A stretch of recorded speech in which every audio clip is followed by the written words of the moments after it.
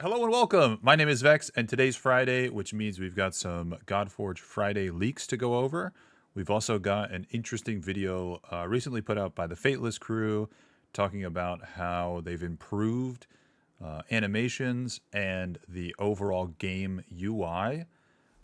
If you want, there are chapters down below. You can skip directly to that if you've already seen the weekly Friday leaks. There's a ton of us content creators covering them. I hope to bring my unique spin on it. Enough talking. Let's go. Okay, so first we've got Gagamog, and I've got like Wikipedia pulled up because I'm very bad with remembering who these gods, and there's so many gods. You know, they're gonna launch with like 200 characters or whatever. So I'm reading, and apparently Gagamog is a giant. So we knew that Gagamog was using their giant model, who was thrown off a cliff during a wrestling match with Corinius, the legendary namesake of Cornwall. So I think canonically that makes him a sumo wrestler. I'm hoping that we get a sumo wrestler god or something. Anyway, let's take a look. So this one we actually get. I don't want to talk too much. We get in-game music. All of this is still subject to change, right? But this is, I think, the second piece we've heard of in-game music. Okay. So we're just looking at a 3D Gagamog. I'll talk a little bit more about the UI later in the UI video section. But Simon talks a little bit about what's going on here. So the main focus is just him, Gagamog. I might be saying it wrong.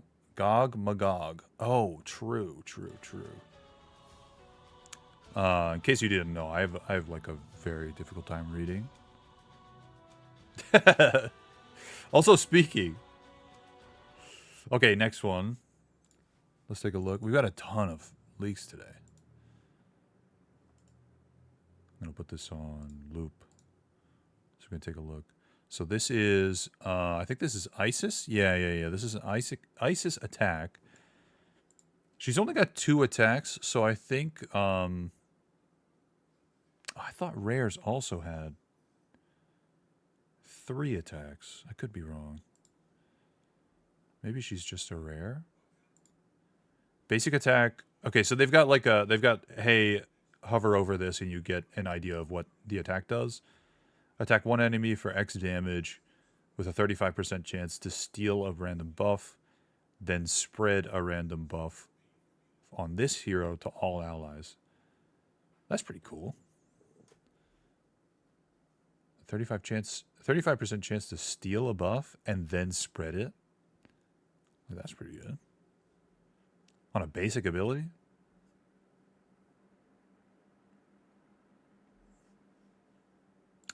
Okay, that was a bit strange. We also got to remember that we're playing in 1 times here, so it might look a lot different and a little bit more, what's the word? Fitting? I don't know. Like a little bit sped up, because it does look a bit slow. Clearly something's up here. Just spinning a little bit. That's okay. That happens.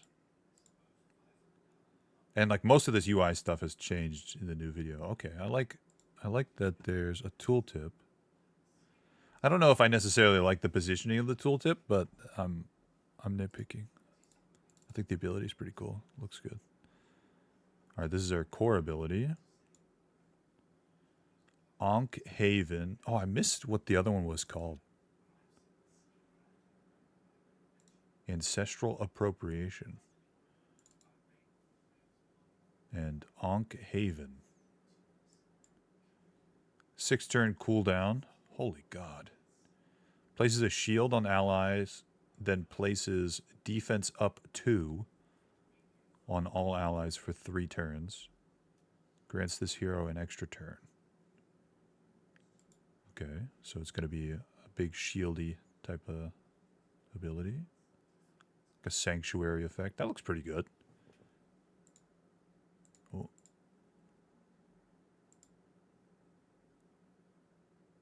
Oh, it even like turns into an Ankh and the Ankh gets bigger. That's really cool. There's like lens flare going on. I think this ability looks a lot better than the other one did. Even though they're both pretty good. I really like that. Looks kind of sick. 6-turn cooldown. Oh my god. Also, you can kind of see, maybe you can't see it on screen, but the buffs are underneath the character portrait, like in Star Rail. That kind of limits how many buffs you can have. I don't know. Anyway, moving on. Isis Ultimate. Oh, so she does have 3 abilities. Yeah, okay. Divine Intervention. What is this? Flag 0. 1,000 monies? Like divine energy or whatever. Revive all allies with 50% HP and 50% turn meter. If Horus is revived by this, place a Radiance 2 on him for 2 turns. It would be cool if it placed Radiance on her so she could cycle into the A1 and then spread whatever that is. Obviously, it's like a positive buff. Like reviving specifically Horus unlocks this new buff, and then you can spread it to all your allies. Like that sounds pretty neat. But clearly that's not what happens. Let's take a look, see what it looks like.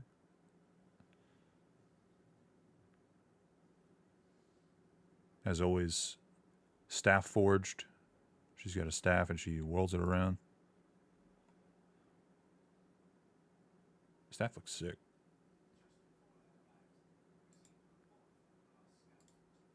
I think it's a bit much. I don't know. It's like a revive, so I could get it.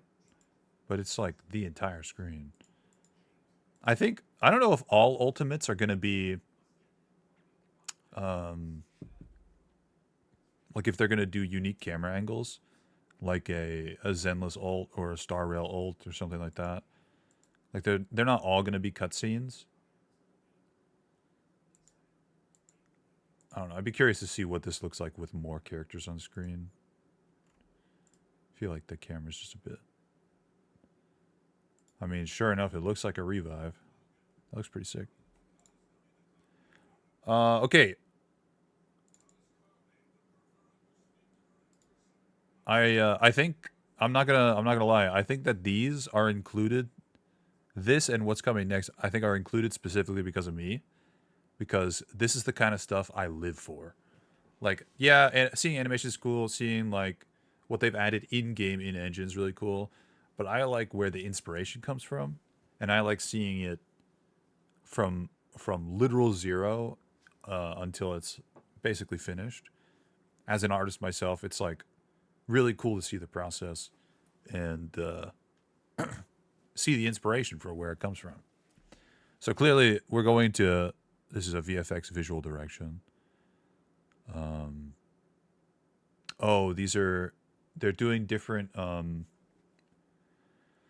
style guides for different effects. Like an effect that would represent death is going to stay within these color palettes and have this overall theme, so it stays coherent across the entire game, across every character, so that a revive looks to this, not the same, but like the same vein as a different revive.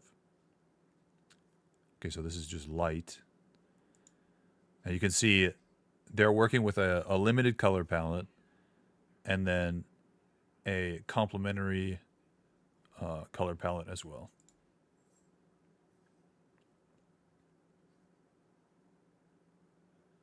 I tend to really like triads and not like duo palettes, but that's a personal thing. Fire, pretty clear and concise.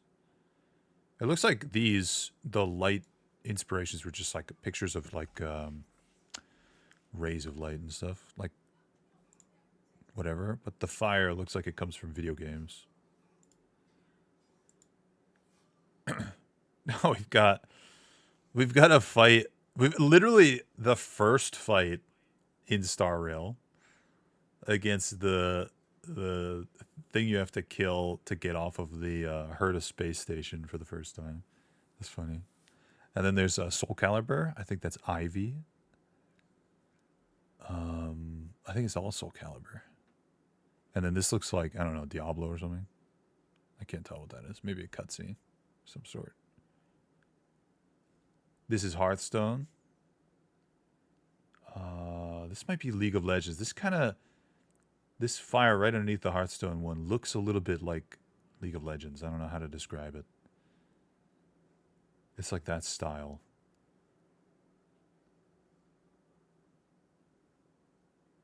Maybe one of these is Genshin. I can't tell. Hard to semi-soft edges with glow, medium RPG level, detail intensity. Ember soft edges overall, stretched with velocity. It'd be cool to see what this looks like in game compared to this. Flame licks have interesting shape, variety plus erode. This is kind of what I was hoping for on Hell's final form, but we might see a little bit more of that later. On only one color palette. Pretty good range too. Okay, move on. Whoa, whoa, whoa, whoa, whoa, whoa. What the? You skip. Shadow can be thought of as a darker variant of Dark Ether. Okay, well, we didn't see Dark Ether first.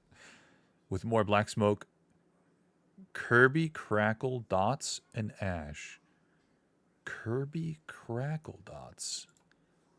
That sounds like a that sounds like a saying an old person would say. Kirby Crackle. What does that mean? Oh, like Jack Kirby. Oh. That's so funny. Okay, okay. I didn't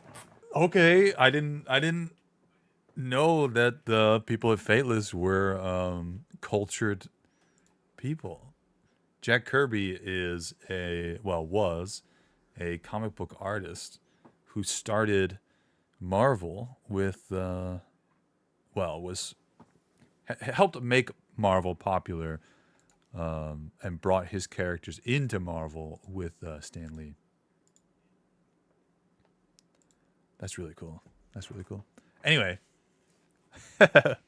it's just like he has a particular style for shading. Here, I'll put it on screen. For shading these like super saturated blacks in his backgrounds. Fun fact, Jack Kirby used to take pages from finished comic books. So pages were like huge. And they were like throwaways at the time, right? Now they're like super expensive. But he would take finished pages and use them as floor mats in his car because they had so many of them and they weren't worth anything. Anyway, a little bit of a comic nerd. We saw a little bit of this on Anubis, actually. This says hard primary shapes, soft trailing edges, color code, generally desaturated yellow-green offset by desaturated purple as secondary. Saturation is relatively even. Yeah, this felt like very fitting. I remember thinking that the green, purple, and black combo was very, very good. It sort of feels a little bit like death, but I can understand.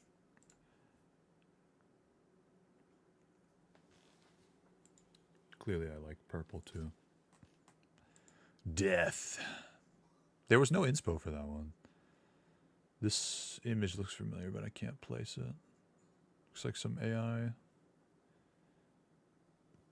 I don't know what these. That's a Mid-Journey. That's a Mid-Journey block of 4. That's funny. Dominated by cloud-like shapes, gradients from the center out. Color code desaturated red, saturated red, near black, high contrast. I don't think that. Oh, this might be like like a mock-up in-game. I don't think this is in-game. But I really like these colors together. I've said it before, I've said it again. I'll say it again. My favorite color combination is red, black, and white. I think that those are, like, I don't know, like the best 3 colors you could put together. Fantastic. Okay, move on. What do we got? Oh, Aether. Oh, we got more Kirby here. That's funny. Maybe we're going to zoom in. Aether Light. There's also a Dark Aether. So in the trailer, in the announce trailer, there's that like goblet of fire, and that was the like Aether well, I guess, that Gilgamesh was smashing. So whatever Aether is, it's going to be like kind of a big thing. I like this like cyan color. Sharp masked shapes with liquid-like silhouette set against a soft, smoky background. Color code, desaturated blue, near white, towards purple. Sharp masked shapes with liquid silhouette. Oh, okay. I can kind of see there's like hard circles, maybe some triangles.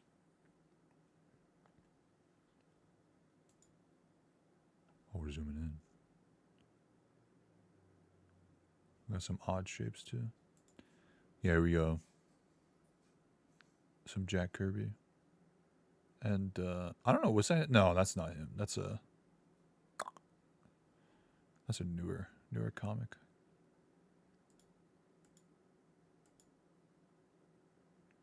Oh, and then Dark is the same shapes and the same styling, just a different color palette. Yeah, it's basically the same. Purple, magenta, whatever. That looks cool. I think I like Dark Aether a little bit better. Water Ice. I think this is also Soul Calibur. Looks like an anime. It's probably AI. This looks like maybe League. I don't know. Maybe that's in game. I can't tell what these are. Maybe Mortal Kombat? I don't know. Again, sharp mass shapes with liquid silhouettes. Blue, heavy saturated blues. Heavy mesh use expected. That's fair. What is that? There's a green over there. But we don't get that. That's not even done. Okay, moving on. That was actually kind of sick. All right. Oh, yeah. Okay. So a little bit of this we saw. It might be a little bit familiar. It was when I first saw it. I was like, man. I had to like dig through some videos to see where we had seen some of this before. Some of the stuff we're going to see is new. Some of it we had seen in the Halloween video that Fateless put out, showcasing their character Hell. And Simon had gone through this stuff kind of quick in the video, so we're going to go through it here in a little bit finer detail. So she's half blue, half flesh. We've seen her finished model, but here we get a little bit of inspo. I think clearly the final one is very inspired by Hell from the like Thor movies, I guess she was from. Very and they really leaned into like the half of her lore. I think we even went over her lore in that video. What do we got? I don't there's no I think we can use the leggings. Okay, I don't know what that looks like. The hood and twisted root is cool, and our preferred take to make her original. Oh, they've got, I think, yeah, a twisted root coming like out of her head. But it's too understated. So I made it much bigger and wrapping around even more. I think if I... Oh! It correlates here. Okay, so the hood is number 2. The hood and the... Oh, yeah. So left is what the artist gave to the director. These are director notes showing, hey, I made these changes. Take a look at them. Green areas are basically the undead half from your design. We just want to push that even further. A full spectral translucent half with the skeleton showing through.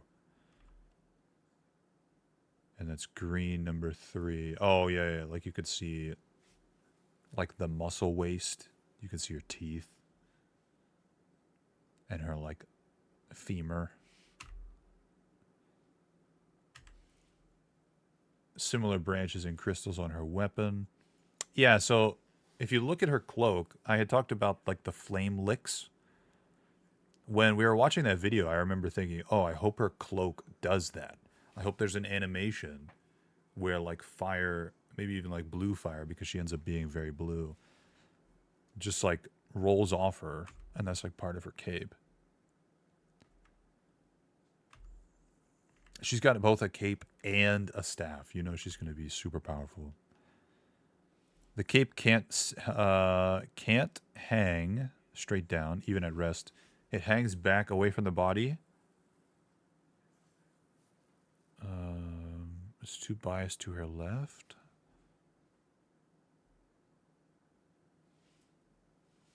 I realize we have bone limits. Is there something we can do that would evoke what we've drawn here in animations or VFX? I think the VFX weren't final when we had seen it, so maybe there will be an update. So here's the updated concept art. Looks super cool. And I had really hoped that they were able to make...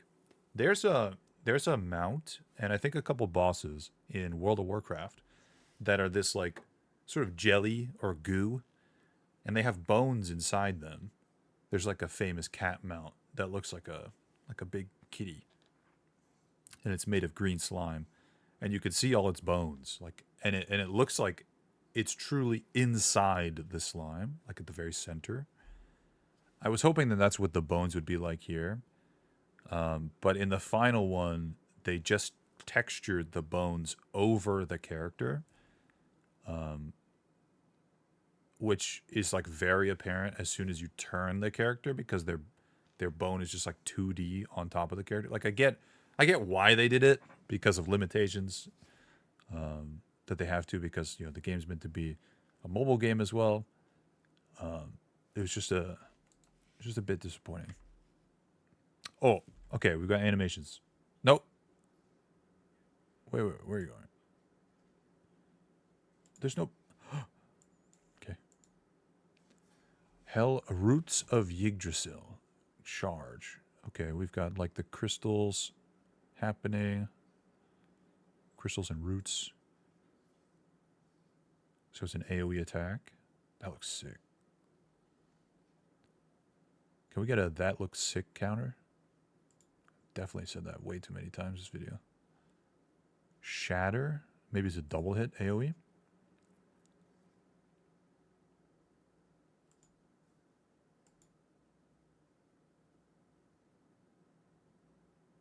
Maybe that's an ultimate?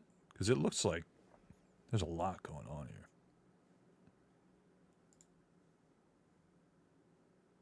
Pause, please. Just keep going. Oh. Is it a different song?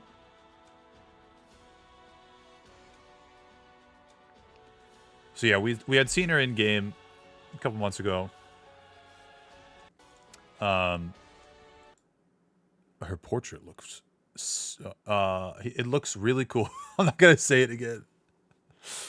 Her portrait looks fucking sick. Look at that.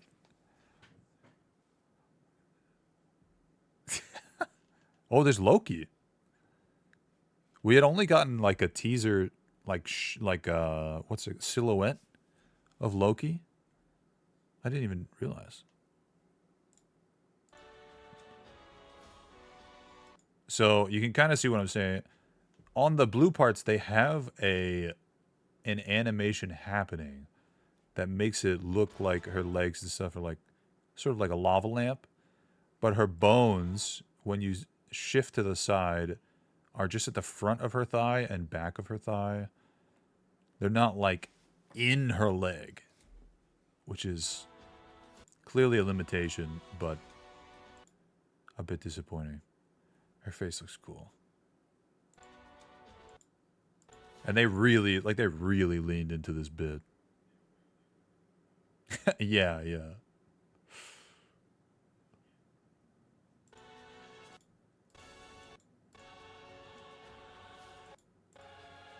Her idol looks cool too. Idol animation. Last one.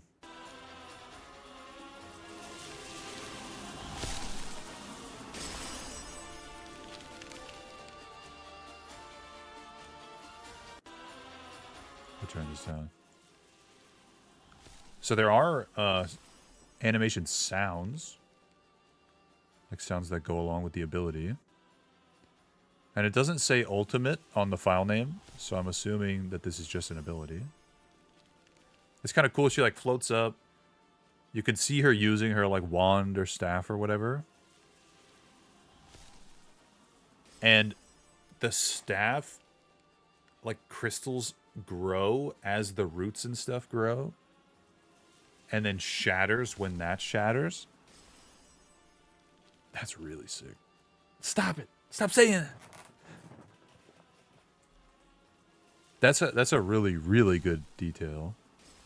I think Hell might be my most hyped champ.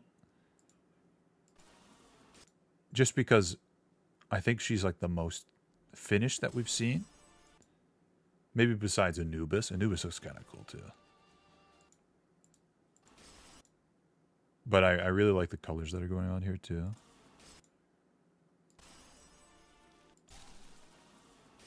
And it sounds good.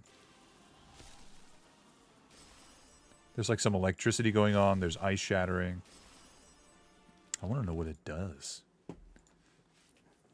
Anyway, that's it for voice cracks. That's it for the Friday leaks. Let's get to the Fateless video from this week about UI talk. All right, so here we've got Simon talking about getting ready for the alpha that is going to happen at some point in July, hopefully at the beginning of July, because I have a vacation at the end of July, and I really want to be able to participate in the alpha.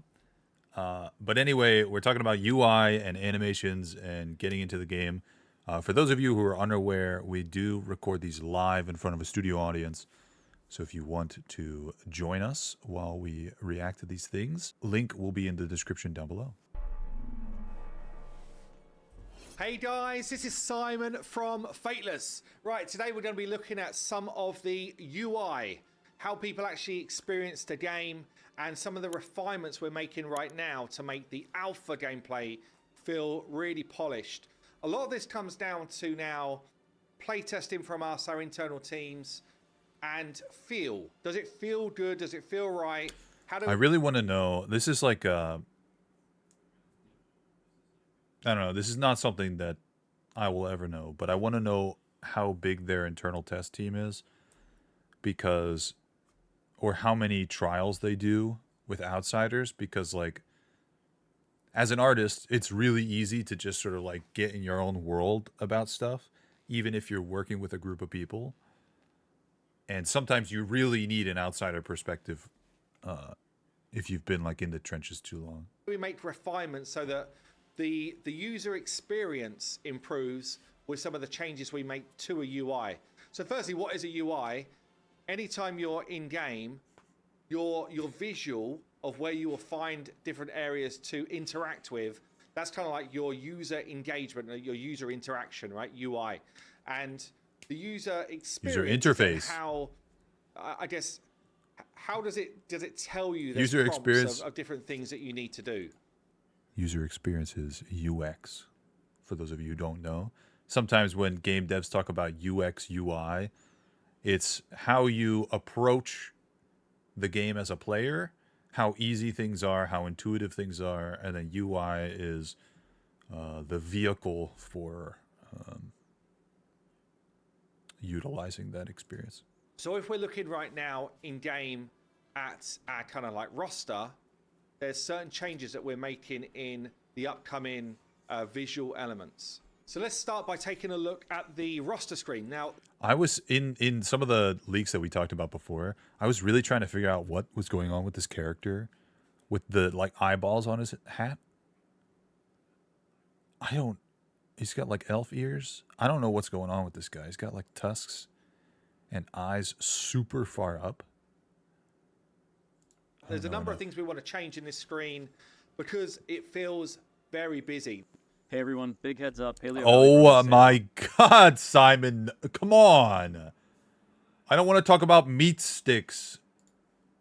There's a lot of information in a hero collector, gotcha game that we need to try and show and demonstrate. And certainly within Godforge, there's going to be a lot of depth to builds that you can do. So what do we need to be able to do? We need to be able to give you your great visual of the hero. That's the main thing, right? It's like, this is where you come and check out your hero and check out the goodies you've picked up over the last bit of time. There's a number of things that you need to be able to do, like pin heroes your favorite. We don't need to, but we want you to be able to.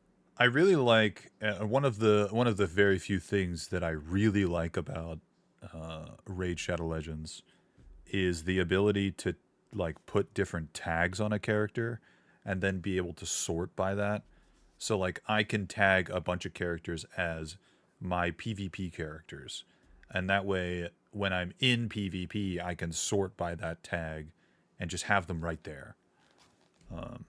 Just pinning them is I mean, maybe that's like part of the pinning system, but like especially when you've only got something that's like 3 wide, you have over 200 characters, like it's gonna get full. Let's do this. You want to be difficult able to to lock find a hero to make sure you don't end up feeding them bad. It's a silly situation.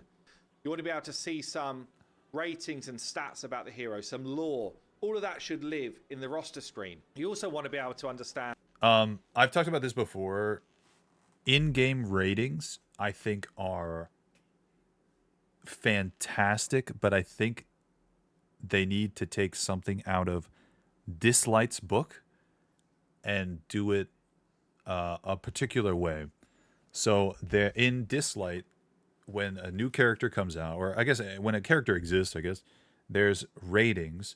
There's the in-game developer rating of the character as like, here's the ups and downs about this character, and it's very, PR, check out these sets and they might be good for this character, that kind of thing. And then there's the user ratings, and they've got comments, and you can upvote comments. So like, of course there's like Elden Ring sort of meme-y, dog ahead type reviews, but there's also like really good user ratings that are in game that you don't need to go to a third-party website like hellhades.com or whatever to find out how to utilize that character. And most of the time those reviews are just like, yeah, I have this character in this gear and these are the stats that I prioritized to do this thing, and it worked out for me. And like, as somebody who would play that kind of game very casually and not want a theory craft, it's really nice to just see like a bunch of different people's perspectives on a character in one spot in the game. And how well they built, what are their archetypes, what sets have you got on them. All of these kind of like call outs need to be available. They don't all necessarily need to be on this screen though. So we've been kind of like looking through some different suggestions here, or working through some suggestions as a group, and we want to make some changes. So working with Henry, who does a lot of our UI UX, basically we want to cut. I need Simon, if you're watching this on 2x because this video's too long, you might want to slow it down. I need, for the next CC Friday leak or the next video of you actually explaining things in a well-worded way, to know what the stats are. Because what is speed and what is in it? I for months I've been trying to figure this out. That kind of like header bar completely off. We want to change some of the information that we would see on the header bar over on the right-hand side here. And we want to move some of the information away from this part of the screen. So again, yeah, I think this feels a little bit claustrophobic. You can sort of see subtle I like getting rid of the header bar, differences, actually. but it just opens up a bit more space to be able to see your hero, your toy, your collectible, right? And it looks a little bit better when everything's sort of condensed here. And there's just a bit more space now to be able to do that. And some of the other elements now live on other parts of the screen. So, for example, on the one that we built out here, all of the set information, we're thinking, well, look, if you're going to be building your heroes, with the armor, we should put all of that in the armor screen, right? So, as you click into armor, this is where you're going to understand where your sets now will be, rather than on this main screen. Just gives us a little bit more space to be able to keep the main screen looking really clean. So we then go into a sort of ability tab. This one's not changing too much. Whoa. You're going too fast. To be able to keep the main screen looking really clean. So we then go into... Okay, so it looks like we've got one... What is that? This is the... Oh, I've sacrificed a character to give him an ability. Maybe this is like also a passive. Maybe that's what these are. They're both passives. It's difficult to tell what is the A1, what's the ultimate, what's the second ability, what's this thing. Like, they're all the same size, so I don't know which one's the ultimate. A sort of ability tab. This one's not changing too much. But yeah, as you can see here now in the sets screen, on the armor screen, all of the sets are here. If you've got things like attunement happened, that will be here as well. All of those different power-ups. Oh, attunement to the weapon, yeah. So just keeping like the cleanest amount of information that we can for the... God, there's so many stats. Players. And obviously you can sort of click through and engage with these screens. Wait, what was that screen? With these screens. Just keeping like the cleanest amount of information that we can for... Yeah, it's the same screen, like twice. The players. And obviously you can sort of click through and engage with these screens. With the Awakening, again, all of this Awakening information... This looks very much... This is very of the same vein as the Watcher of Realms. A way to ascend your characters. Or awaken your character. So this is like, hey, you've got duplicate of your character. So power it up. Your portrait. So on your portrait, you can see your Awakening level. You can see your star count. You can see your hero level. And what we don't want to do is duplicate too much on every screen. I think this is fine. It's just very safe. Man, I wish I have the games installed. I should have brought them up. Hang on, I'm gonna bring up some examples. Okay, I brought my homework with me this time. So this is a bunch of different games. What do you call it? Like when you get a duplicate character, you sacrifice the duplicate so your main one gets stronger, gets some sort of benefit. So this is what I was talking about, where like their screen is very reminiscent of the Watcher of Realms one. It's just sort of like a path that you go down and your character gets stronger. And it just so happens that they're just like both rocks. Like I get that this is, it's supposed to be like Stonehenge or whatever. And, this is a very, God-themed game, right? It's called Godforge. So like I get it. And it's in the same sort of art style, which makes sense. But like I said, I think it's very safe. By the way, these two characters, oh my God. Silas and Verena or something. Fantastic. Super good in that game. Anyway. I hope they do pairings of characters in Godforge. Like when you get them both, they're like super good. I guess we saw that with Isis and maybe Horus earlier. Anyway, off track. I think that Godforge has the opportunity to do something kind of nuts. I don't know what that is. I don't know what it entails because I'm not on the dev team. I'm not, you know, in their brainstorm room. But the Stonehenge idea is way too safe. So let's take a look at other games. So this is the Star Rail version of the same mechanic. So every time you get one extra copy of the character, one of these like glass shards fills and you get like a different piece of artwork or something for them. And of course, you know, it's the same where your character powers up every time you get a new version of them. And it's just kind of cool. Like each character has their own special art for this. And it sort of fits the game.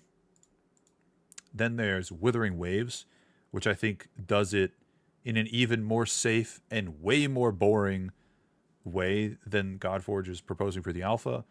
It's just these little like ticks along the outside of your character. It's very visually like, hey, like the progress is there, but it's just super boring. Anyway, next is how I was introduced to it. Constellations in Genshin. Each character has their own star constellation like chart that matches with their character. Like there's a girl who like she uses like ravens a lot in her attacks. So her constellation is like of a raven, like a purple raven. And it just makes sense for the character. And then as you get a new duplicate of the character, the stars like connect to each other and make the constellation. Like that's kind of cool. But this is what I mean. I'm about to show you what I mean when you can go crazy. You could go crazy and have it stand out. So this is the Mindscape Cinema, which is the same mechanic in Zenless Zone Zero. I have no words. Like, clearly, this is an art style choice that just itches my brain in a particular way. And I get that it's not for everybody, but it's simple and interesting. So when you start out, there's this sort of black and white image of the character.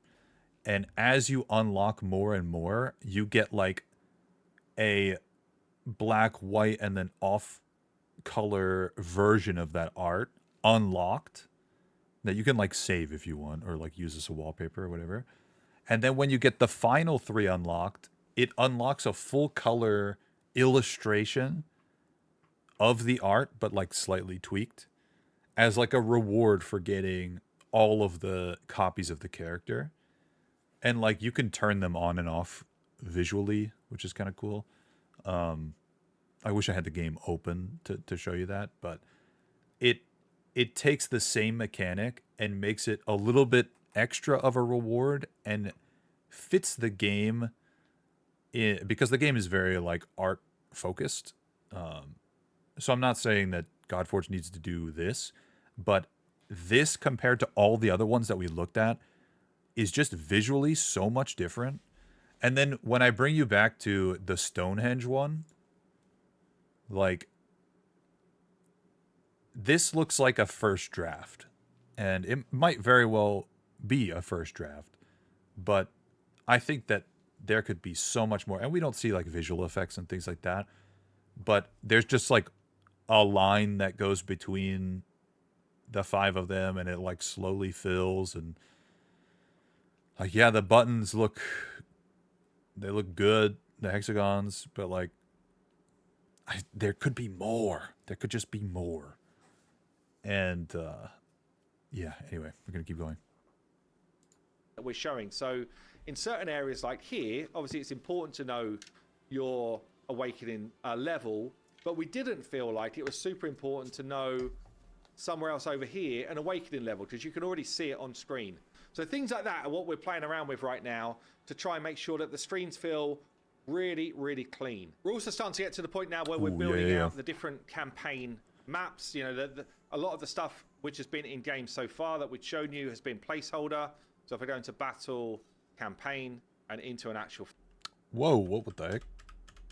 Hang on. So I don't think we've talked about it on my channel yet, but there are... Sorry, I'm going back frame by frame. There are changes to names that have happened. So I've been calling it Izumo for so long. Kojiki has become Izumo. I can't remember the original name. Seba, maybe it was, has become Omeyokan. Not saying that right. I'm sorry. The Jade Empire has become just simply Tien. I think I talked about this in the Discord. Tien means sky, which is kind of interesting. And into an actual faction. But some So name all of changes these have happened. been around, honestly, since we did the first demo, which is almost a year ago now. So they've just been sitting in here as placeholder so that we had a good idea of the sort of feel that we wanted for the game. But ultimately, it's assets which we needed to update. So we're now looking at different world. I had wondered, and I still wonder, if these are final, and if it's AI, it's pretty good. Like, I've not found any stairs that are going like multiple directions where they shouldn't, right? It looks pretty good. It looks very saturated. Maps, like the Eka map I kind of wish the water like here flowed. is ready to be put into game. Oh man, this looks sick.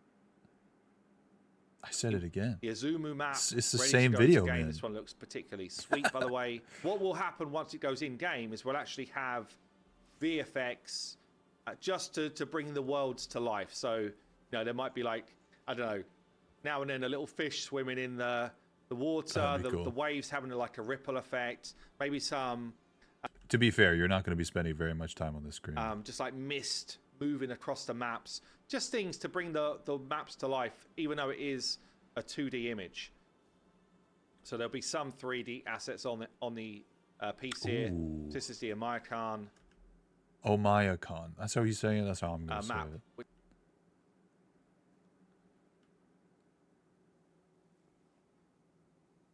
I don't know. Maybe it is AI. I don't know. I mean, this might still be a placeholder. Which looks really freaking cool.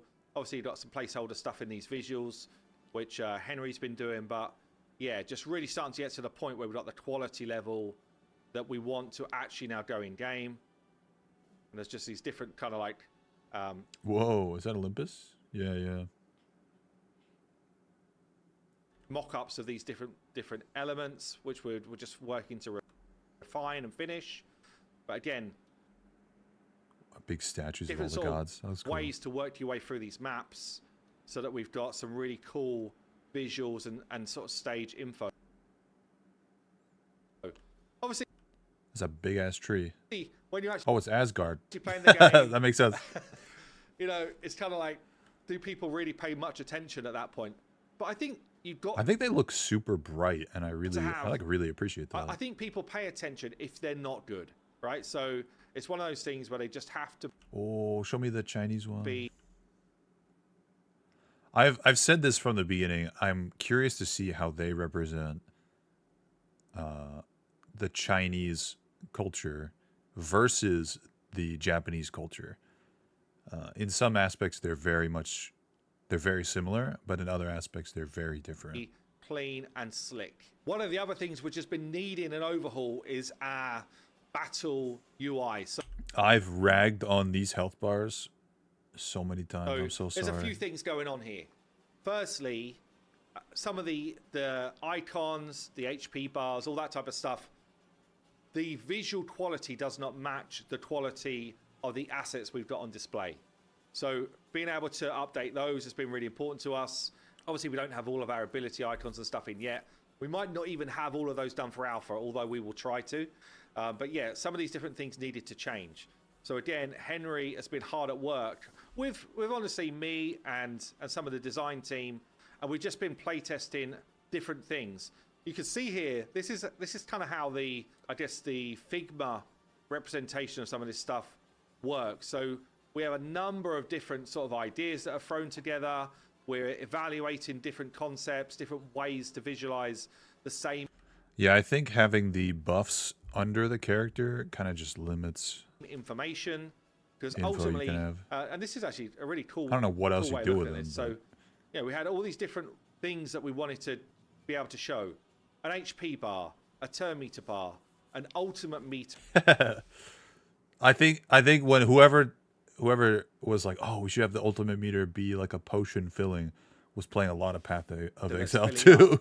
An affinity icon, whether someone's got an ultimate or not. Like, so these are things that we need to show.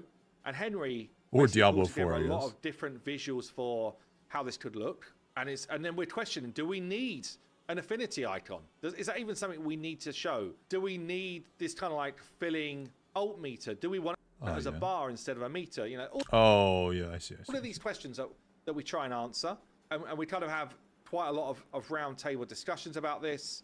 You know, if you look at the original here, we had, do we want Oh, I don't like that. these like longer portraits? The portraits there.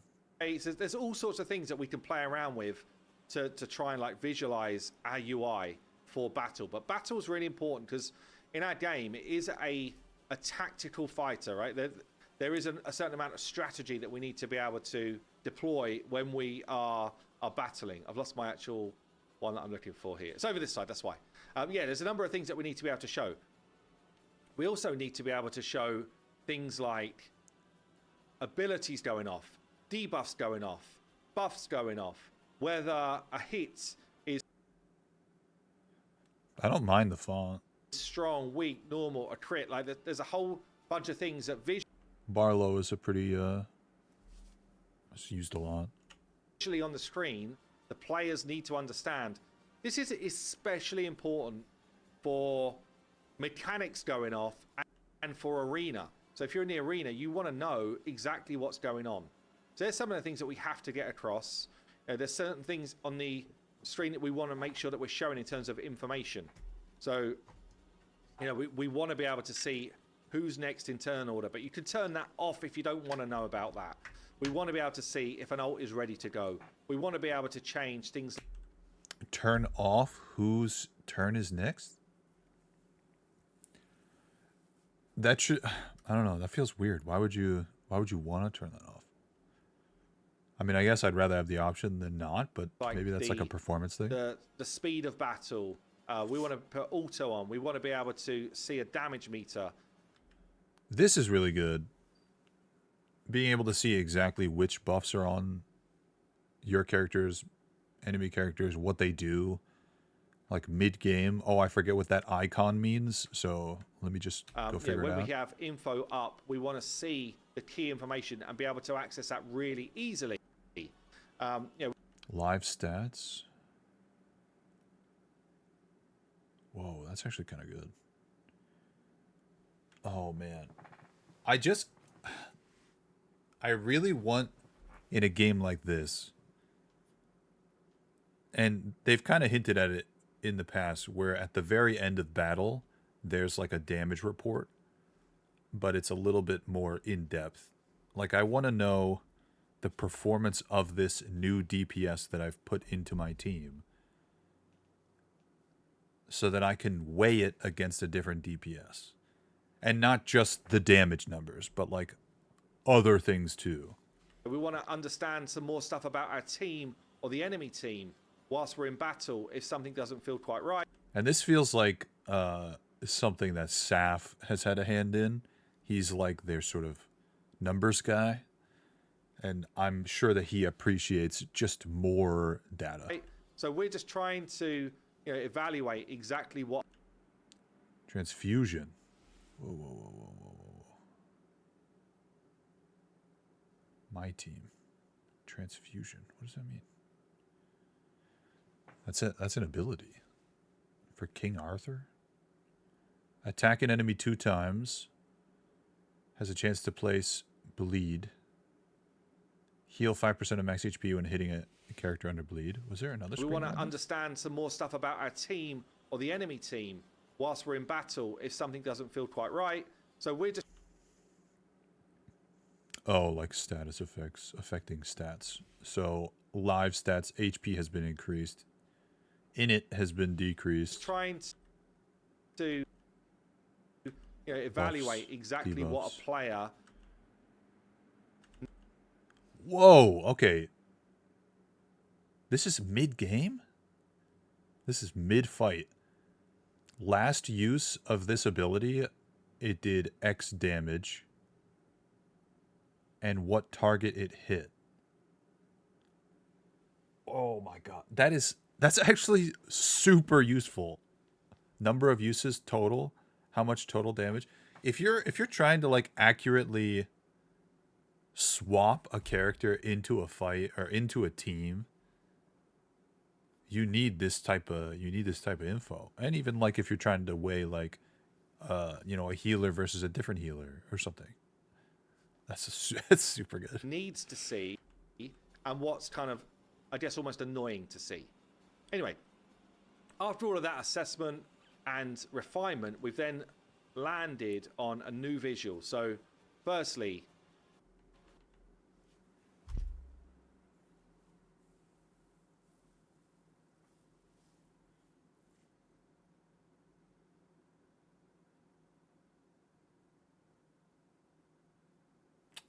I hope that there's percentage numbers or overall numbers that you can put in the health bars, like turn on a setting that says this person has 58% health remaining, or 100 out of 200 health remaining, that kind of thing.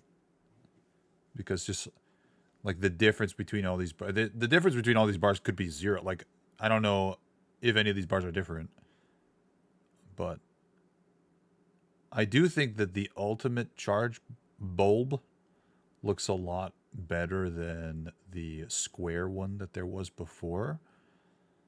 But again, like if I'm playing that on a tiny screen, how am I going to be able to tell if a character has 80% or 55% of their ultimate ready? I will continue to say that I do not think that the turn meter bar should exist. Or at the very least, it should be something that you have to turn on. Or like if you turn off the turn order that's already on the screen, and we just got done talking about how multiple bits of information on the screen are redundant. We have the same information on the screen. So like I guess it's for like, oh, you want to see if this character has 95% of their bar or 85% to make a judgment call on an ability attack, but I don't think it matters.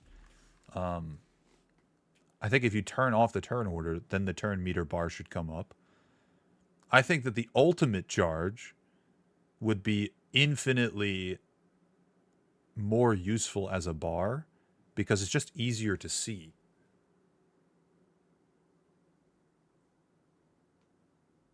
I mean, I'm not going to play it on mobile, so it's not going to affect me, but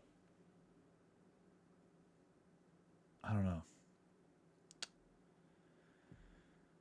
I've yet to hear or see a reasoning for having turn meter in literally two different places. Like it could even be a shield bar or something like that. Like I don't know.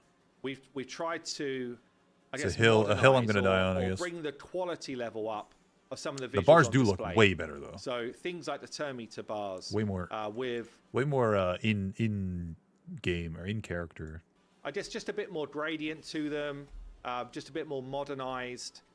Things like the alt meter having a bit more quality to it, and again, visually more of a gradient. Things like the affinity just being, I guess, the affinity looks still good. very clear to see, but in my opinion, not feeling as cheap. I mean, honestly, you could probably do, if you're gonna keep the ultimate thing, you could probably turn.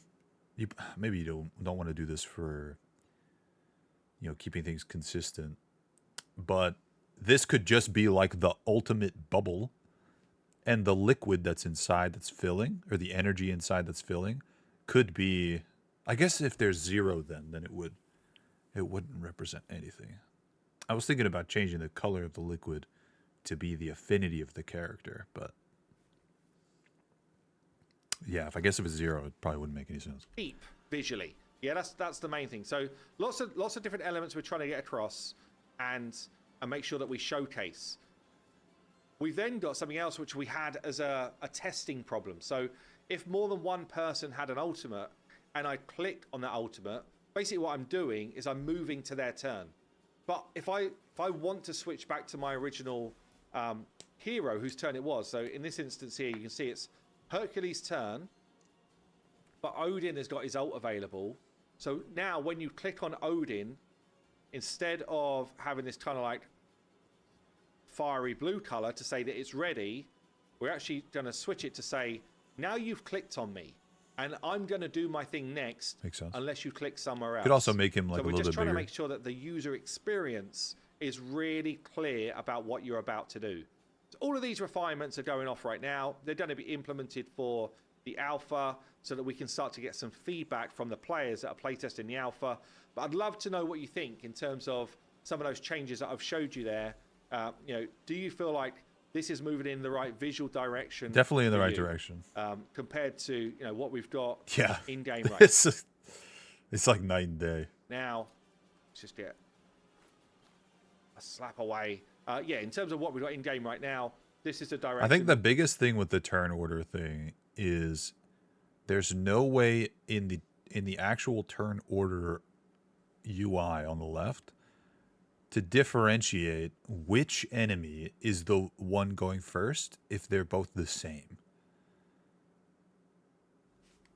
So I guess that's the only reason that I can see having a turn meter bar as well. Unless they're both the same, then I have no idea. I just really hope that they add the ability to know exactly how much HP and stuff is left. Right now, it won't be in for the alpha, but it's things that we're working out, is pantheons. So the ability to join a pantheon. It's your clan. Clearly a placeholder. What do we want to be able to show? How do we want to represent this type of feel in This reminds me of Mordhau. game? And what do we want for you to be able to control in game? So there's a whole bunch of screens now that are being built for that. And Henry's walking through those things. I'm wondering, maybe we missed it. And so the ability how many to people join are a allowed in? Oh, 50. Nice. pantheon. I think 30 it's like a pretty standard number. I think it's way too small. What do we want to be able to show? How do we want to represent this type of Having feel max 50 in feels game? good. And what do we want for you to be able to control in game? So there's a whole bunch of screens now that are being built for that. I hope that there are daily clan quests and not weekly. And Henry's walking through those things. Some elements which are, again, should just feel very comfortable to you, and some elements which will Nice. be cool and different for our game. Like all. I think that they should take a page out of the Arc Knights player profile. Hang on, let me grab it. All right, so here we've got a random player from Google. Their character, some major achievements, their level, their like player portrait that they've chosen, the character that they like the most, that kind of thing, where they are at in the story, their favorite characters or support characters that they offer for other people. And then they've got this awesome like showcase spot where it kind of looks like in game it's like a metal display box that you can slot different achievements and medals into that are the ones you want to showcase. And it looks like we've kind of got that thing going on here, but this looks like maybe something that you don't choose. And this looks, clearly very placeholder compared, or like a first draft compared to this. But having a way to like choose what is displayed and having the display work in the aesthetic, I think would be super, super cool. All things we're doing really in Godforge. So yeah, lots of exciting streams coming through. Let me know what you think. Are we moving it in the right direction for you visually? Do you feel like from what I'm showing you here, some of the changes are making more sense for you as a player? And I guess if there's any screens that you're seeing that don't feel quite right, Firstly, they're probably not finished, but do let us know. Anyway, I've been Simon from Fateless, and I'll see you soon. Okay, so I think final thoughts that it's definitely moving in the right direction. I definitely want to see more about overall UI choices. I'm still not really a fan of like the track stuff and like the sort of borders on everything. I'll try to find one quick. Where was the... Oh, we had an ability in a different... Like this, I'm not really a fan of the borders and the like solid line here. I think that all this stuff could be sort of tidied up, but that's like nitpicking. I think that the turn meter bar stuff needs to change, or at the very least be explained. I don't know. Maybe I'm just like not getting it. And of course, I want to see numbers in the HP thing. Let me turn on how much health they have left or something like that, or a percentage or something. Same with my own characters. A bar is an arbitrary, is not a number. And oh my god, please show me what all these stats mean. Clearly some of them are more intuitive than others, but holy heck, I think this is really good. I think it's definitely moving forward and is looking more and more like an alpha. Hopefully we'll see in July. Maybe they'll release the alpha. Maybe I'll get into it when I can still play it. Maybe they know, now that they know that I have a vacation at the end of July, they'll be like, we'll wait till Vex is on vacation, and then we'll invite him to it. So he has to play on mobile, or he doesn't get to participate. Whatever. Anyway, thanks for watching. Appreciate you. I know this has been a long video. If you've gotten this far, I appreciate it. And I'm going to have links to this video and a bunch of other stuff in the I almost said display box. What? I'm thinking about Arctites. In the description, including a link to my stream where we are live 4 nights a week, and we look at things like this live, so you can chat with us as we go over it and give your input as well. Thanks for watching. See you in the next one. Bye!